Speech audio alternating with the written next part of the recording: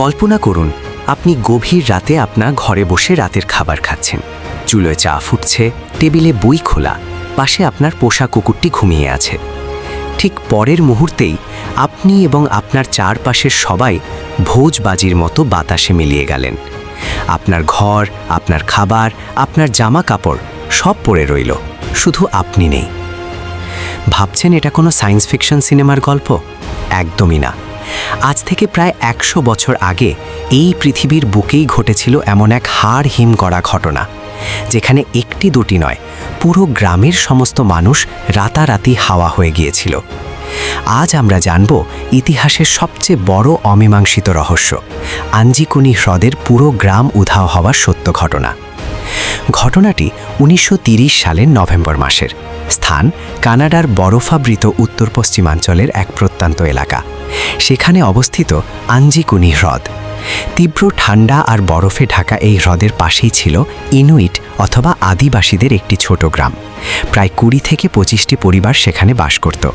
তারা মূলত শিকারী ছিল এবং পশুর চামড়া বিক্রি করে জীবন চালাত। 1930 সালের 12ই নভেম্বর জো লাবেল নামের এক অভিজ্ঞ পশম ব্যবসায়ী ওই অঞ্চলের বরফ কেটে পথ চলছিলেন। তীব্র তুষারঝড়ের কবলে পড়ে তিনি আশ্রয় খুঁজছিলেন।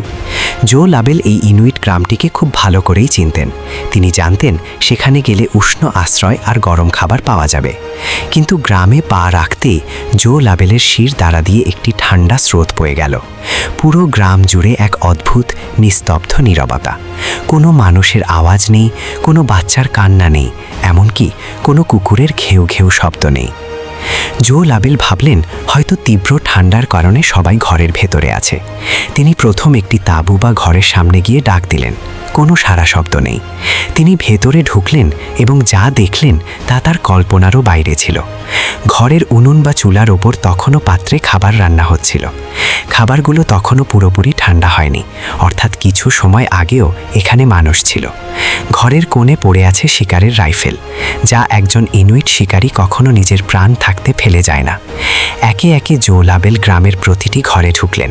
দৃশ্য একই। কোনো ঘরে অর্ধেক সেলাই করা জামা কাপড় পরে আছে, সুই সুতো তখনও কাপড়ে গাঁথা। টেবিলে খাবার সাজানো। আলমারিতে জমিয়ে রাখা মূল্যবান পশুর চামড়াগুলো অক্ষত, কিন্তু কোনো মানুষ নেই। প্রায় 30 থেকে 40 জন মানুষ যেন 1 সেকেন্ডের মধ্যে অদৃশ্য হয়ে গেছে। জো লাবেল ভয়ে কাঁপতে কাঁপতে গ্রামের শেষ প্রান্তে গেলেন। সেখানে তিনি যা দেখলেন তা ছিল আরও ভয়ানক। গ্রামের ঠিক বাইরে জো লাবেল দুটি জিনিস আবিষ্কার করেন, যা এই ঘটনাকে সাধারণ নিখোঁজ থেকে এক অতি প্রাকৃতিক রহস্যে রূপ দেয়। প্রথমত, তিনি দেখতে পান গ্রামের কবরস্থানটি খোঁড়া।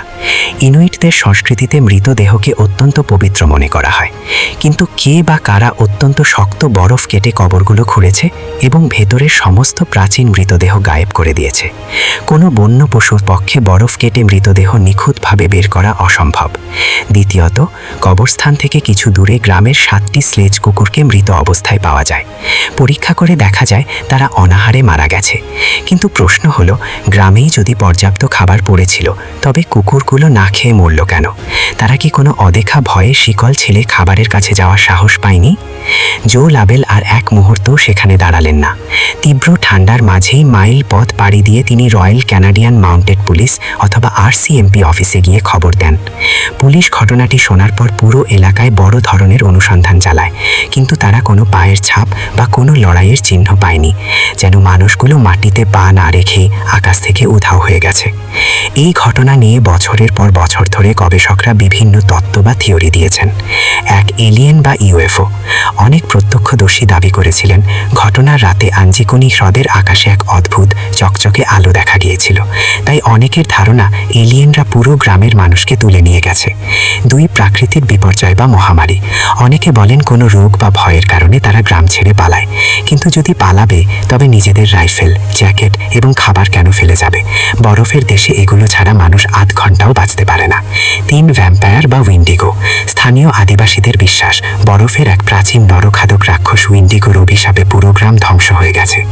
আজ প্রায় 100 বছর পেরিয়ে গেছে, বিজ্ঞান মহাকাশে পৌঁছে গেছে, কিন্তু আঞ্জিকুনি হ্রদের সেই অভিশপ্ত রাতের রহস্য আজও ভেদ করা যায়নি।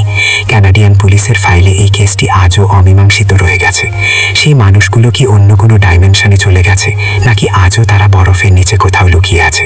তা হয়তো আমরা কোনোদিনই কি মনে হয়, এটি কি কোনো অতি প্রাকৃতিক ঘটনা, নাকি এর পেছনে লুকিয়ে আছে অন্য কোনো বৈজ্ঞানিক সত্য? কমেন্ট করে আমাদের জানান। ভিডিওটি ভালো লাগলে লাইক এবং সাবস্ক্রাইব করতে ভুলবেন না। দেখা হবে পরের কোনো রহস্যময় ভিডিওতে।